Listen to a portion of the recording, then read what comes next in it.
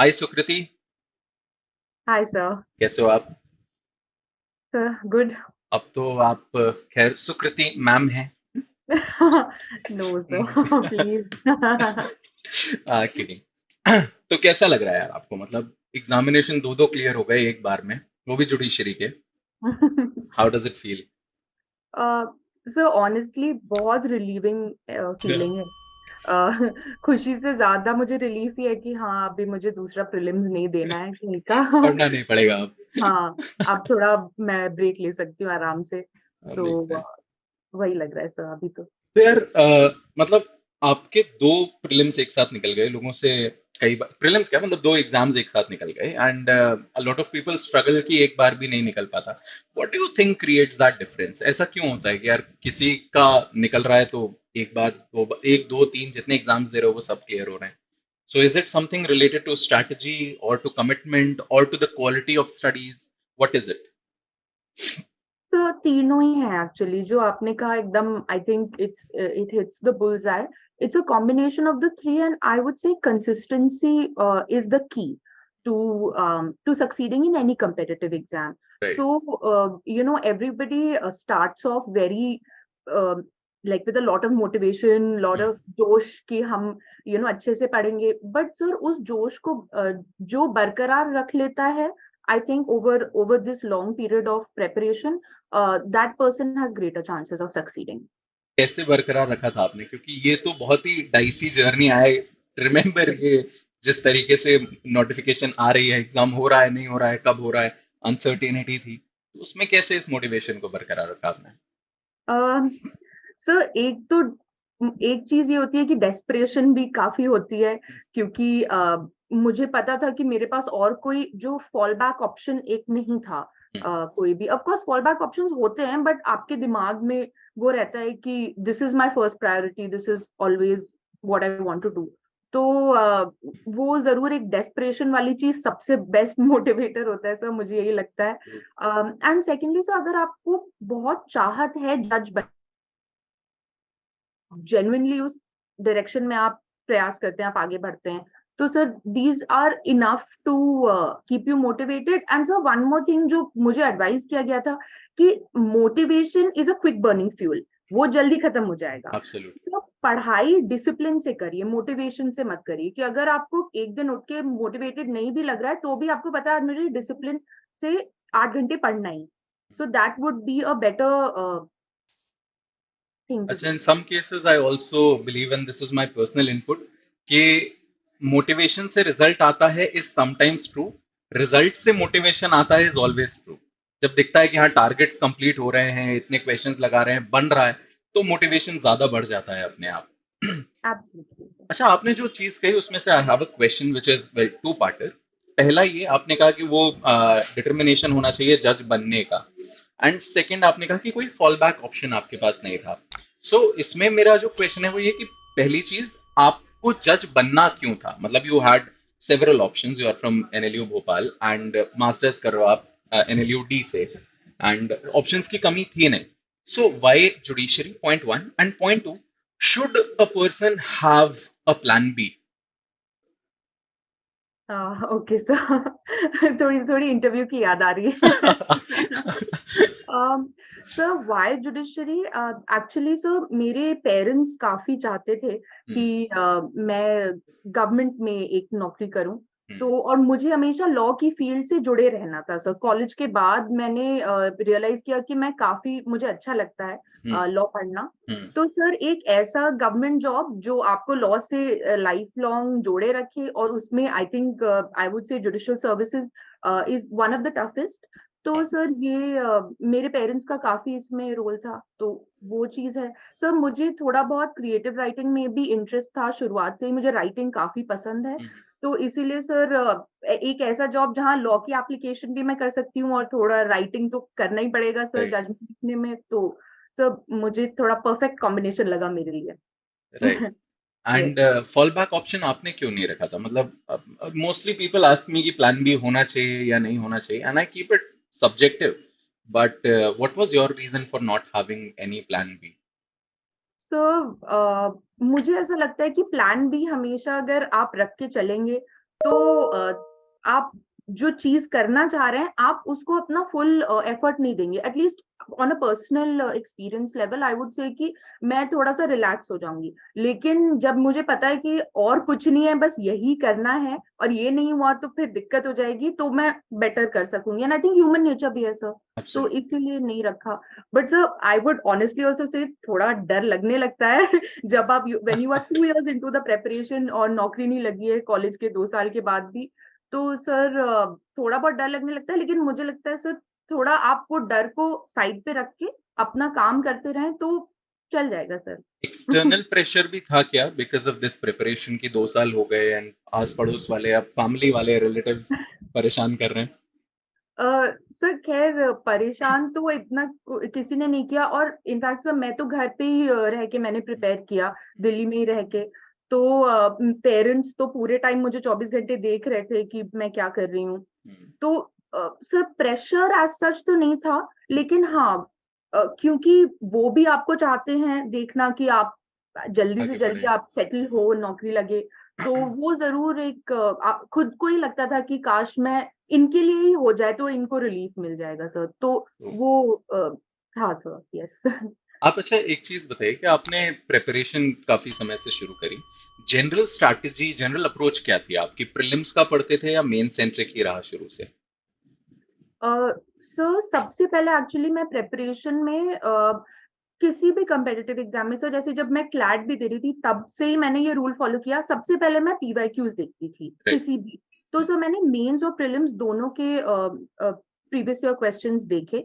मैंने मध्य प्रदेश से ही स्टार्ट किया था, तभी नोटिफिकेशन आई थी 2020 में। तो मैंने एनालाइज किया, कुछ मुझे समझ में आ गया फेवरेट टॉपिक्स हैं। और सर पहले वो मैंने देख लिया, उसके बाद फिर मैंने थोड़ा मेन सेंट्रिक रखा सर। क्योंकि मुझे शुरू में एडवाइस किया गया था कि अगर आप मेंस का पढ़ लेंगे तो आपका प्रीलिम्स हो जाएगा, पर सिर्फ प्रीलिम्स का पढ़ेंगे तो मेंस नहीं होगा। ट्रू। तो यस सर। अच्छा, मतलब there is one more thing जो इसी से संबंधित है। कई लोग एक स्ट्रैटेजी बनाते हैं पढ़ने की कि इस तरीके से हमें पढ़ना है, ये हमारा रूटीन रहना चाहिए। एंड पहले हम इतना कर लेंगे, फिर हम सवाल लगाएंगे, फिर हम उसको रिवाइज करेंगे etcetera. And later they realise कि यार ये strategy is not working, we need to change. But strategy change करने में बहुत मौत आती है, लगता है यार उस पे एक स्टिक है, उसका एक बंध चुका है तो चेंज नहीं करना चाहिए। Did you change your strategies, and if you did, how often was it? सो मोर और लेस स्ट्रैटेजी तो सेम ही रही। Hmm. क्योंकि मुझे बताया गया था कि बेयर एक्ट की इन डेप्थ स्टडी करनी है। Hmm. कोई भी जुडिशियल सर्विसेज एग्जाम में काफी इन डेप्थ बेयर एक्ट से पूछ लेते हैं, apart from cases and commentary. तो सर वो मैंने मतलब बाइबल की तरह वो मैंने किया कि नहीं, इतना तो मुझे इस पे कमांड होना ही चाहिए। Hmm. तो क्योंकि सर वो मार्केट में आजकल इतना मटेरियल अवेलेबल है, इतने Hmm. बुक्स अवेलेबल है, सब चीज है। और मतलब मुझे लगता है कि बैराक पे ही कमांड नहीं होगा तो उस सब का पढ़ के क्या क्या फायदा? करेंगे। ट्रू। तो सो वही मैंने एक स्ट्रैटेजी रखी। थोड़ा बहुत जैसे जब जो स्टेज आई, जैसे प्रीलिम्स है या मेंस आ गया, तो of course you have to little adapt a little bit. Hmm. तो सर तब थोड़ा बहुत शेड्यूल चेंज किया था कि हाँ अब मैं ज्यादा एमसीक्यूज प्रैक्टिस कर रही हूँ, अब मैं ज्यादा आंसर राइटिंग कर रही हूँ, उस तरह से सर। राइट। अच्छा एक चीज और मुझे बताइए कि प्रेपरेशन फॉर जुडिशरी क्या खुद से की जा सकती है? if somebody decides कि नहीं यार मुझे किसी इंस्टीट्यूट की हेल्प नहीं चाहिए, I want to prepare on my own entirely using whatever, see on your own is just a saying, we use a lot of resources, but yes. using resources without a one person one on one guidance, is it possible?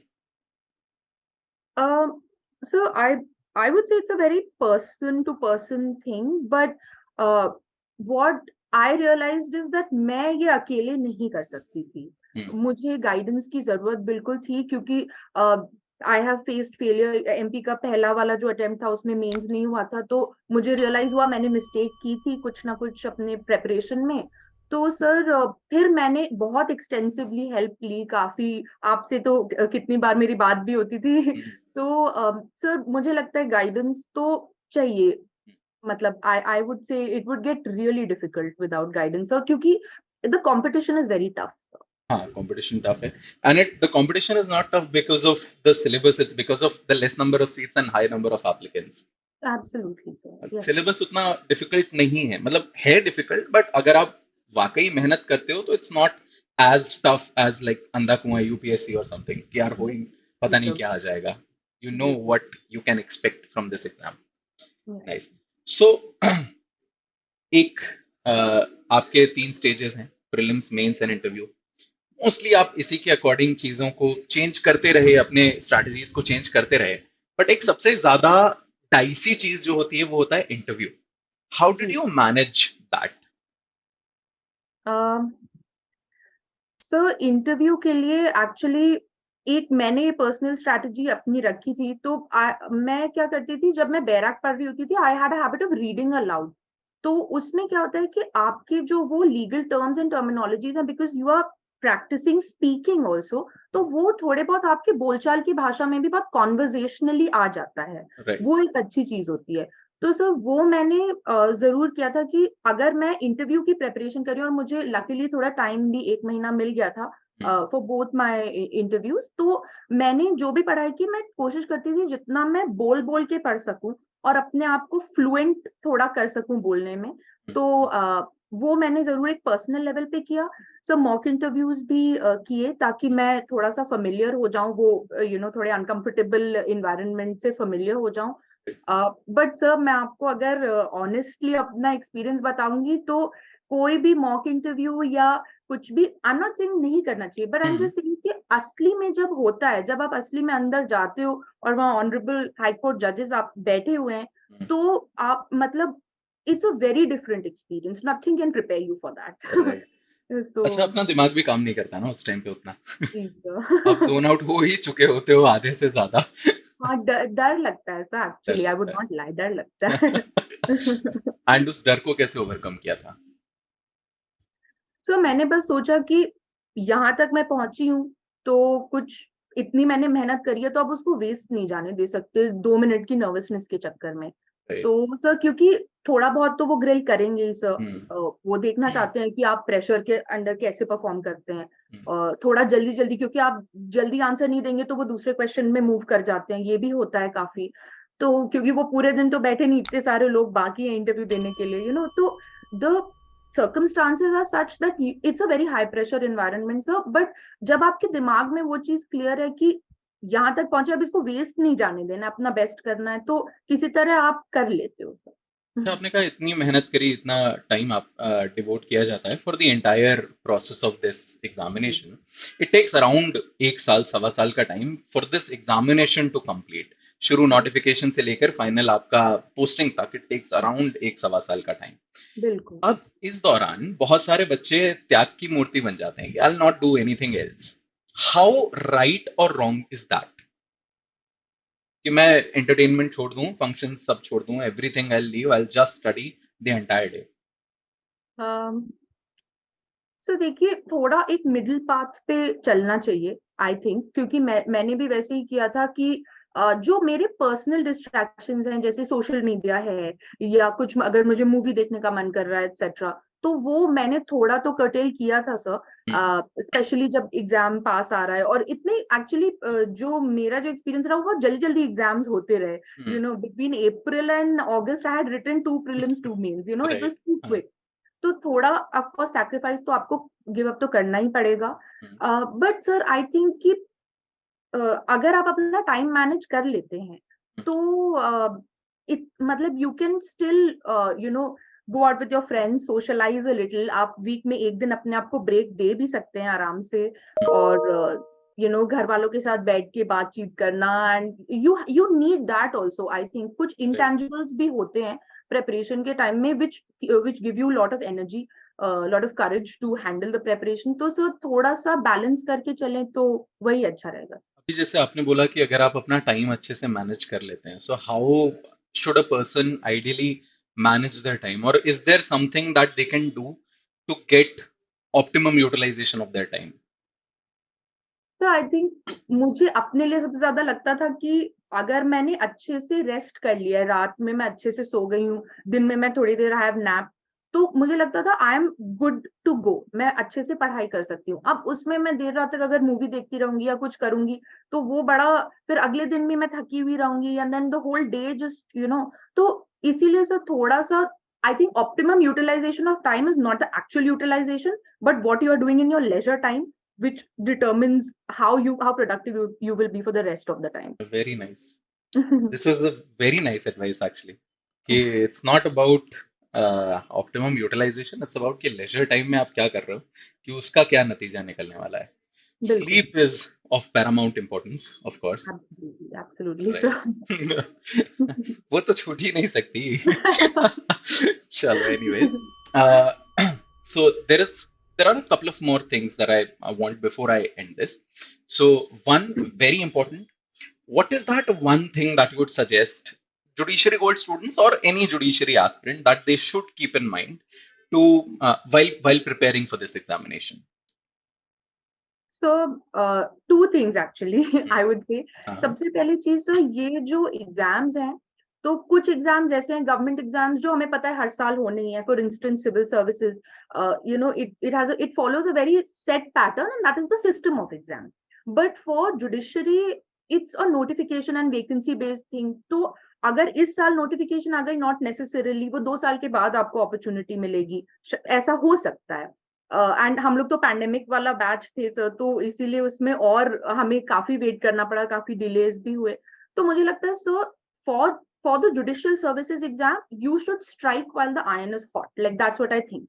कि जब notification आए तो आप उसको ही अपना मान लो कि मुझे इसी अटेम्प्ट में करना है, और आप उसके लिए अपनी पूरी जान लगा दो. बिकॉज आप बहुत सारे लोग से ये कहते हैं कि नहीं मैं नेक्स्ट अटेम्प्ट अच्छे से दे दूंगा या दे दूंगी. तो सर वो मुझे थोड़ा सा डाइसी स्ट्रैटेजी लगती है.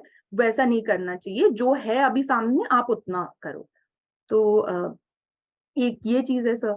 और दूसरा सर, पेशेंस बहुत ज्यादा जरूरी है. मुझे लगता है 2 साल में मुझे पेशेंस सिखा दिया ये इस पूरे प्रोसेस ने, जो मैं बिल्कुल भी पेशेंट नहीं थी. तो Right. सब्र सिखा दिया मुझे. रिजल्ट का वेट करना, एग्जाम का वेट करना सब चीज. तो सर ये थोड़ा सा पेशेंट होके चलना पड़ता है. आपके बहुत टाइम तक अच्छे दिन नहीं होंगे, बहुत अनसर्टेनिटी होगी. तो ये मेंटली प्रिपेयर होके चले. तो I think sir more than preparation, more than पढ़ाई, आई थिंक वो पेशेंस का गेम है ज्यादा. Right. Acha, last thing. Yes. Being from an NLU and pursuing masters, did that help or did that make any impact in your selection? Or does it matter in this examination? So I would say that for myself, yes, it helped me. क्योंकि college में मेरे teachers अच्छे थे. In fact basics of law तो वहीं पढ़े थे sir, ABCs तो वहीं पढ़े थे. तो कंप्लीटली तो उसको डिसरिगार्ड नहीं कर सकते. तो sir I was lucky in that respect. Even when I was doing my masters तो काफी मुझे काफी इन डेप्थ पता चला लॉ के बारे में, जो उतना सोचा भी नहीं था बैचलर्स के टाइम पे. तो sir I would say it help me.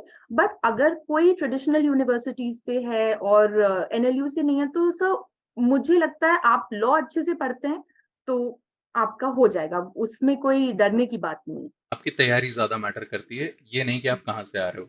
बिल्कुल सर, बिल्कुल. अरे, so wonderful session, yaar, Sukriti. I really loved that you were here. You spared time, and I really hope कि ये वीडियो सभी लोगों को पसंद आएगा.